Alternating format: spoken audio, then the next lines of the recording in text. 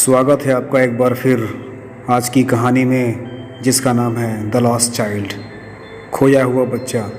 मुल्क राज आनंद जी के द्वारा लिखा हुआ है, जिसका हिंदी रूपांतरण लेकर आप लोगों के बीच फिर से आज मैं आया हूँ, जिसमें आप लोग जानेंगे कि हमारा परिवार हमारे लिए क्या होता है, हमारे परिवार की वैल्यू हमारे लिए कितनी है। हमें इसका एहसास नहीं होता है, और इसका एहसास तब होता है जब वो हमारे बीच में नहीं होते हैं। इस कहानी से आपको सीखने को मिलेगा कि जो हमारे अपने हैं वही वास्तव में हमारे अपने हैं। हम लोग दूर की बातें सोचते हैं और कहते भी हैं कि दूर के ढोल सुहावने होते हैं, लेकिन जब वास्तविक रूप से हकीकत से हमारा परिचय होता है तो हमें ऐसा लगता है कि we are nothing without our family. बिना अपने परिवार के हम कुछ नहीं हैं। दुनिया का आकर्षण हमें अपनी ओर आकर्षित करता है। यह दिखाने का प्रयास करता है कि मैं सर्वश्रेष्ठ हूँ, मुझे पालो, संसार की सारी खुशियाँ आपको प्राप्त हो जाएंगी। लेकिन इस कहानी में हम आपको बताएंगे कि दुनिया का सारा आकर्षण एक तरफ और माँ बाप और परिवार का प्रेम स्नेह साथ में रहना एक तरफ। बसंत का उत्सव है, मेला लगा हुआ है। रंग बिरंगी पोशाकों में सजे संवरे लोग गलियों से निकलकर लगातार भीड़ बढ़ाते जा रहे थे, मानो खरगोशों के झुंड जमीन की अपनी भूल भुलैया से निकलकर बाहर उमड़ उमड़ कर आ गए हों। दूर दूर तक छितराई हुई चमकती रूपहली धूप में ये सभी लोग नगर के द्वार के बाहर की ओर बढ़ रहे थे, जहाँ पर मेला लगा हुआ था। कुछ लोग पैदल थे, कुछ लोग घोड़े पर सवार थे, अन्य लोग बांस से बनी बैलगाड़ी पर विराजमान थे। एक छोटा सा बालक अपने माँ बाप के साथ उनके पैरों के आसपास दौड़ रहा था और जीवन का उन्मुक्त लुत्फ उठाकर हंस रहा था। खुशनुमा या सुबह सभी को खुला आमंत्रण दे रही थी कि लोग उस मैदान में आएं जो फूल व संगीत लहरियों से सराबोर था। बेटे आओ कहकर माँ ने बालक को अपनी तरफ बुला लिया, जो रास्ते में इधर उधर दुकानों को देखकर आकर्षित हो रहा था, वहाँ के खिलौनों को देख कर के लालायित हो रहा था, लालच लग रही थी। वो खिलौनों को देख करके पीछे छूट जा रहा था। माँ उसको बार बार बुलाती, पापा उसको बार बार बुलाते कि बेटा आओ अभी और आगे बढ़ते हैं, अभी और आगे बढ़ते हैं, अभी बहुत सी दुकानें हैं जिनको हमको देखना है, और सुंदर सुंदर खिलौने मिलेंगे, अन्य प्रकार की सुंदर चीज़ें इस मेले में देखने को मिलेंगी, अभी और आगे तो बढ़ो। बालक के पैर आवाज़ की दिशा में बढ़ चले, लेकिन उसकी नज़र अभी पीछे छूट गए खिलौनों की ओर ही पड़ी थी। वह इंतजार में रुके हुए अपने माँ बाप तक पहुँच तो गया, लेकिन वह अपने मन की इच्छा को दबा नहीं पा रहा था, जबकि उसे माँ बाप के उत्तर नामे होने का शक था। उसे मालूम था कि अगर मैं खिलौने की डिमांड करूँगा तो डेफिनेटली मेरे माँ बाप मुझे उस खिलौनों को खरीदने से मना कर देंगे। मुझे वो खिलौने चाहिए, उसने कह ही दिया। अपने चिर परिचित व्यवहार के अनुसार पिता ने आंखें लाल कर उसकी ओर घूरा। माँ कुछ नरम दिखाई दी।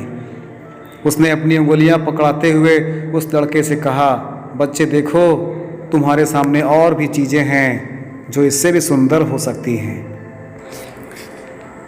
इच्छा अधूरी रह जाने पर वह बालक सिसकियां भरकर बोलता है माँ, और उनकी तरफ आगे बढ़ जाता है। आगे का दृश्य देखकर वह रोमांच से भर उठता है। अब तक वे लोग धूल भरी सड़क से आगे निकल चुके थे। उत्तर की ओर घूमकर वे लोग मैदान की पगडंडी की ओर आगे बढ़ चलते हैं। अब उन्हें सरसों का खेत लहराता हुआ दिखाई पड़ता है, मानो एक चौरस जमीन पर पिघलाकर सोने को सूरज की धूप में सुखाने के लिए रख दिया गया हो। और यह एक पीली नदी के समान लग रहा था, जो सुदूर स्थित मृग मरीचिका की तरफ बढ़ता हुआ जाता हुआ दिखाई दे रहा था। जहाँ पर यह सुखद दृश्यावली समाप्त होती थी, वहाँ कच्चे मकानों की एक लंबी कतार दिखाई दे रही थी, जिसके उस पार पीली पोशाक में नर नारियाँ मेले की तरफ आते हुए दिखाई दे रहे थे। वहाँ पर खूब शोरगुल हो रहा था, सीटियाँ बज रही थी, हंसने गाने गर्जन करने और भिनभिनाने की आवाज़ें लगातार उनकी तरफ आती हुई दिखाई दे रही थी। ऐसा लगता था कि नीलकंठ वाले आकाश में शिव के अट्टहास की अजीब आवाज़ सुनाई दे रही है। बच्चे ने एक बार फिर से अपने माँ बाप की ओर निहारा। वह प्रकृति के इस सौंदर्य से अभिभूत हो गया था और सोच रहा था कि वे दोनों भी इस आनंद में सराबोर हो गए होंगे।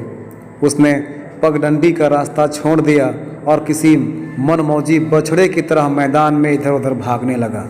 उसके छोटे छोटे पैर हवा के झोंकों के साथ आगे की ओर बढ़ रहे थे, जहाँ से खेतों की भीनी भीनी मनभावन खुशबू आती हुई और महकती हुई मालूम चल रही थी। एक अकेली काली तितली फूलों का परागण चूसना चाह रही थी और टिड्डों का एक दल अपने बैगनी रंग के पंखों के सहारे आसमान में उड़ते हुए उसके कार्य में रुकावट डाल रहा था। अपनी नज़र के सहारे बालक हवा में उसके पीछे पीछे चल पड़ा और जब उनमें से कोई टिड्डा पंखों को फड़फड़ाता हुआ कहीं आराम करने के लिए बैठ जाता था तो बालक उसे पकड़ने के लिए उतावला हो जाता था। और जैसे ही वह टिड्डे को पकड़ने का प्रयास करता था, वह पंख फड़फड़ाकर हवा में ऊंचाई में उड़ जाता था। एक काला भौरा जो बच्चे की पकड़ में आने से बच गया था, उसके कान की ओर मंडराने लगा और उसके होंठों के पास आकर बैठने ही वाला था, उसे काटने ही वाला था। तभी उसकी माँ ने उसको आगाह किया कि बेटे इधर आओ, पगडंडी पर लौट आओ, आगे बढ़ो, वहाँ क्यों रुक गए। अब फिर से खुशी खुशी वह अपने माँ बाप की ओर दौड़ पड़ा और थोड़ी देर तक उनके साथ चलता रहा, लेकिन शीघ्र ही उनसे पीछे छूट गया क्योंकि वो उन छोटे छोटे कीट पतंगों की ओर आकर्षित हो गया था जो अपने छिपने की जगहों से निकलकर धूप का आनंद लेने लगे थे। पेड़ों के झुरमुट की छाया में कुएं के दलहीज पर बैठे हुए उनके माँ बाप बेटे को पुकारने लगे। फिर वह दौड़ता हुआ उनके समीप जा पहुंचता है। यहाँ पर एक पुराना बरगद का पेड़ था। कटहल, जामुन, नीम, चंपा और शिरीष जैसे वृक्षों के ऊपर तक वह अपनी टहनियाँ फैलाए हुए था और उसकी सुनहरी अमलतास के व गहरे लाल रंग के गुलमोहर की कतारों को उसने अपनी छाया ने इस प्रकार ढक रखा था जैसे कि बूढ़ी दादी अपनी ओढ़नी को छोटे बच्चों के ऊपर फैलाई हुई हूँ, उनका संरक्षण की हुई हूँ। उसके बावजूद भी नवांकुरित बौर सूर्य की ओर धूप पाकर विकसित हो रहे थे। इन अधखिली पुष्प मंजरियों से भीनी भीनी महक सर्वत्र परिव्याप्त हो रही थी। यह परागकणों की खुशबू थी जो शीतल मंद बयार के साथ एकाकार होती चली जा रही थी। साथ ही हवा की तेज झोंकों के बीच में खुशबू का एहसास दूर दूर तक हो रहा था। जैसे ही बालक ने झुरमुटों में प्रवेश किया, फूलों की नई कोपलों व पंखुड़ियों की बरसात उसके ऊपर होने लगती है। इस प्रकार गिरती हुई पंखुड़ियों को अपने हाथों में इकट्ठा कर लेता है और अपने माँ बाप को भूल जाता है। उसको वो खुशबूदार पेड़ पौधे, वो खुशबूदार पंखुड़ियाँ बहुत पसंद आते हैं। उन्हीं के बीच में वह खेलने लगता है। इसी बीच उसने फाख्ताओं के गूंजने की आवाज़ सुनी। एक प्रकार का पंछी जो डरावनी आवाज़ निकालता है। फाख्ता की आवाज़ को सुन करके बच्चा ज़ोर से डर जाता है, ज़ोर से चिल्लाता है और अपने माँ बाप की ओर भाग पड़ता है। उसे अपने हाथों का ध्यान नहीं रहता और इकट्ठा की गई पंखुड़ियाँ लगातार कतार में नीचे की ओर गिरती जाती हैं और चिंतातुर मुद्रा में वह फिर से इधर उधर घूमने लगता है। और तभी कोयल की आवाज़ सुनाई पड़ती है। कोयलें वहाँ पर अपना तराना छेड़ देती हैं और दबी हुई भावनाओं में जो वह दबा हुआ था फिर से उसकी आकांक्षाएं निखर आती हैं और फिर से वह उसका डर दूर हो जाता है और वह उन तरानों को अपने हृदय में समाने लगता है। सोचने लगता है कि यह कितना सुंदर और मधुर आवाज़ उसकी तरफ आ रही है। उन्होंने बालक को आवाज़ लगाई जो कि बरगद के पेड़ के चारों ओर इधर उधर कूद फांद कर रहा था। उसको अपने साथ लेकर उन लोगों ने सकरी व घुमावदार पगडंडी के सहारे सरसों के खेत के किनारे से होकर आगे मेले की तरफ चलना शुरू कर दिया। जब वे लोग गांव के समीप पहुँचे तो बालक ने भीड़ भाड़ वाली अनेक पगडंडियाँ देखी जहां लोग इकट्ठा होकर रंग बिरंगा कपड़ा पहने हुए घुमावदार चक्करदार रास्तों से होकर मेले की तरफ आ रहे थे। जब वे लोग गांव के समीप पहुँचे तो बालक ने भीड़ भाड़ वाली अनेक पगडंडियाँ देखी जहाँ लोग इधर उधर चक्कर काट कर आ रहे थे। बालक यह देखकर मंत्र मुग्ध सा हो जाता है, क्योंकि इसी उलझन भरी दुनिया में वो पहली बार कदम रखा था। एक मिठाई वाला गुलाब जामुन, रसगुल्ला, बर्फी, जलेबी, तमाम प्रकार की मिठाइयाँ बेच रहा था। यह प्रवेश द्वार के कोने पर ही था। रंग बिरंगी मिठाइयाँ करीने से सजाई गई थी और सोने व चांदी के वरक चढ़ाए गए थे। बालक उन्हें एकटक देखता रहा और बर्फी के लिए उसके मुंह में पानी आ गया। बर्फी उसकी फेवरेट मिठाई थी जिसको वह बहुत पसंद करता था। बर्फी को देखकर प्रायः उसके मुंह में पानी आ जाता था। वो धीरे से बुदबुदाया और बर्फी की तरफ देखता है और अपने माँ बाप से पूछना चाह रहा है कि मैं बर्फ़ी खाना चाहता हूँ, मुझे बर्फ़ी दिला दीजिए। वह जानता था कि उत्तर ना में मिलेगा, इसलिए वह अपने माता पिता से बर्फ़ी की मांग तो करता है, लेकिन बिना उत्तर सुने उनके साथ आगे की ओर बढ़ जाता है। एक फूल बेचने वाला गुलमोहर की माला ले लो कहकर जोर आवाज़ में चिल्ला रहा था। बालक के बाल मन पर हवा के सहारे आ रही फूलों की महक ने असर दिखाया और वह उसकी तरफ खींचता चला गया। वह उस डहलिया के समीप जा पहुंचा जिस पर तमाम तरह के फूल लटक रहे थे। वह धीरे से बुदबुदाया कि मुझे वह माला चाहिए। उसे अपने माँ बाप के उत्तर का पता था कि वो कहेंगे कि माला तो बेकार है, इसलिए किसी उत्तर को सुने बिना वह अपने कदम आगे बढ़ा लेता है और अपने माँ बाप के साथ आगे चल पड़ता है। एक आदमी बांस के डंडे पर पीले, लाल, हरे, बैंगनी तमाम रंग के गुब्बारे लटकाए हुए था। उन्हें बेच रहा था, जो ऊपर को उड़ रहे थे। चमकीले इंद्रधनुषी रंग को देख करके बालक मंत्र मुग्ध हो जाता है। वो कहता है, मुझे वह गुब्बारे चाहिए। लेकिन बिना इंतजार किए हुए इस बार फिर से वह आगे बढ़ जाता है, क्योंकि उसे मालूम था कि उसके माँ बाप यही कहेंगे कि गुब्बारे किस काम के हैं, तुम्हारी उम्र गुब्बारों के साथ खेलने की नहीं है। इसलिए बिना उत्तर की प्रतीक्षा किए हुए वो फिर आगे निकल पड़ता है, अपने माँ बाप के साथ चल पड़ता है।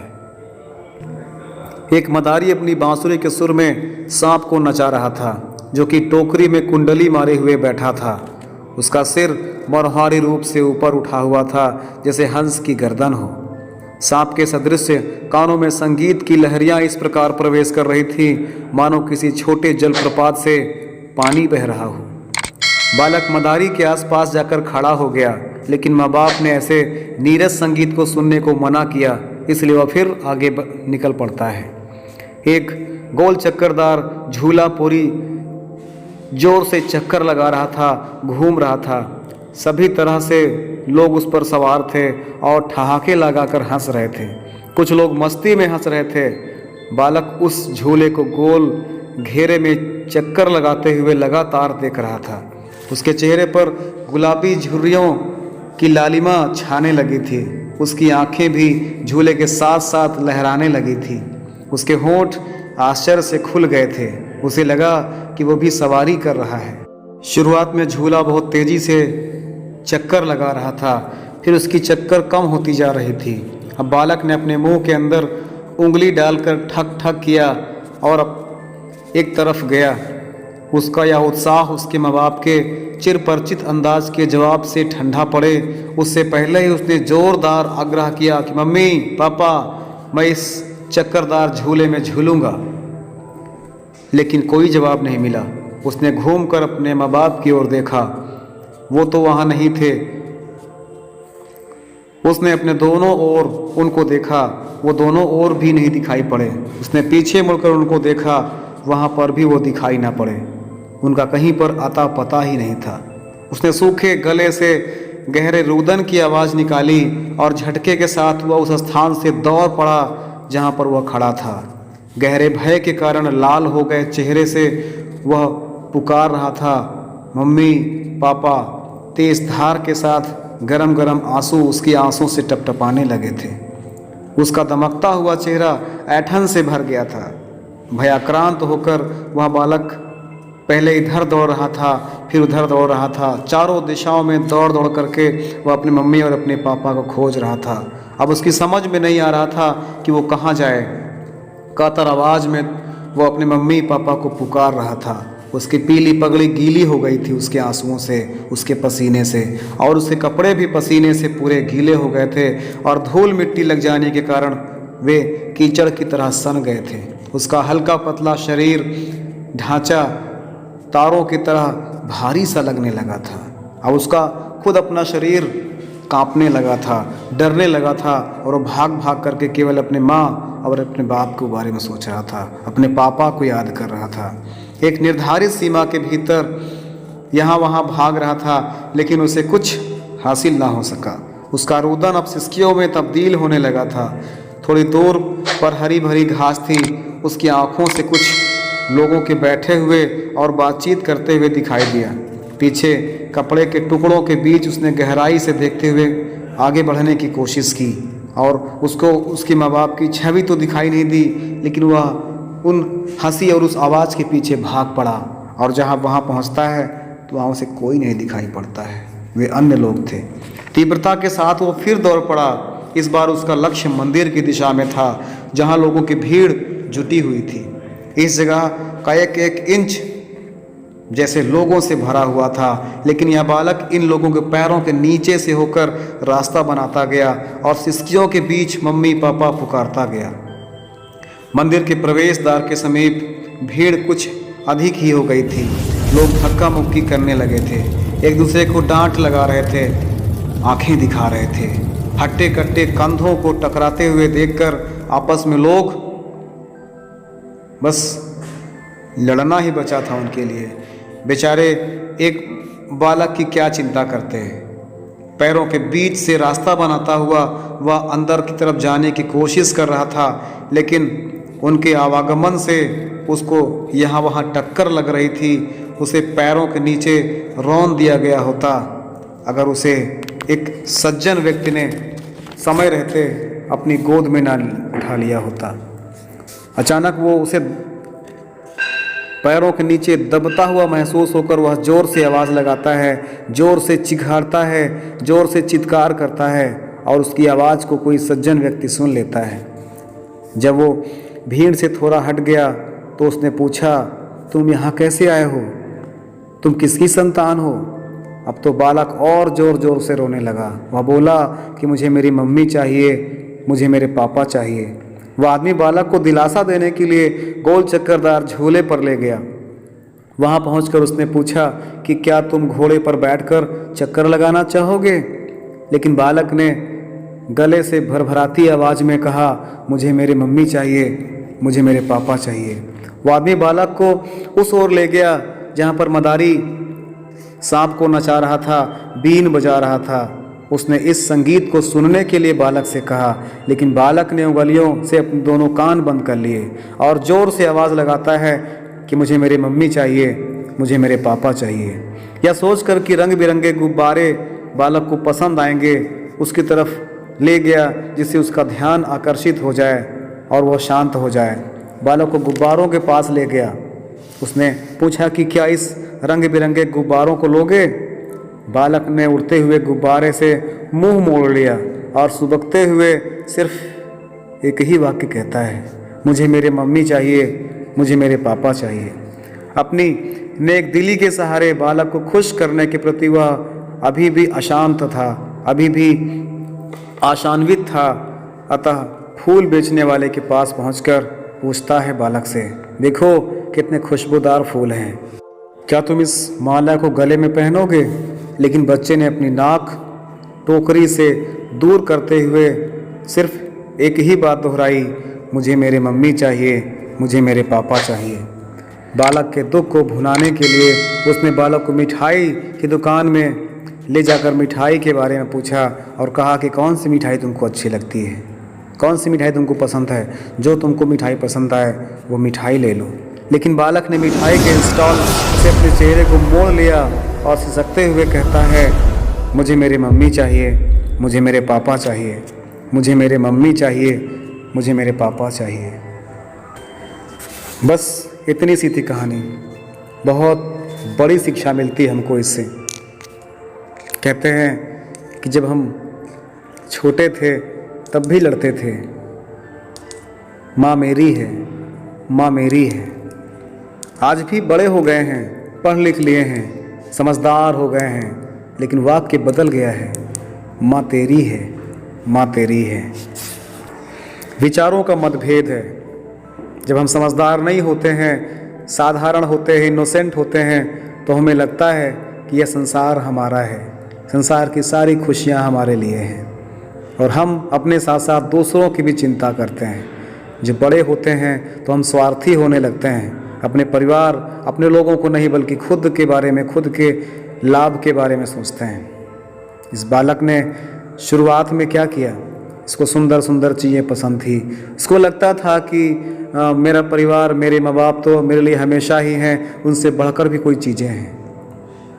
उसे खिलौना अच्छा लगता था, तितलियाँ अच्छी लगती थी, उसे हर वो सुंदर चीज़ जो उसके सामने प्रस्तुत होती थी, मिठाइयाँ, उसको संगीत, उसको फूल, हर प्रकार की सुंदर चीज़ें उसको अच्छी लगती थी। लेकिन जब अचानक उसके माँ बाप उससे दूर हो गए, तब उसको एहसास हुआ कि ये सुंदर चीज़ें मेरे किसी काम की नहीं हैं, सबसे खूबसूरत तो मेरे माता पिता हैं। अब उसको एहसास होता है। अंत में फिर से वह सज्जन व्यक्ति उसको उन सब चीज़ों के पास ले गया जिधर जाने के लिए पहले से वह आकर्षित था। लेकिन अब की बिल्कुल अलग व्यवहार होता है उस बालक का, क्योंकि उसको एहसास हो गया था कि my parents are my real god, my parents are everything for me, they are my god. Thanks for listening this story. Thank you so much.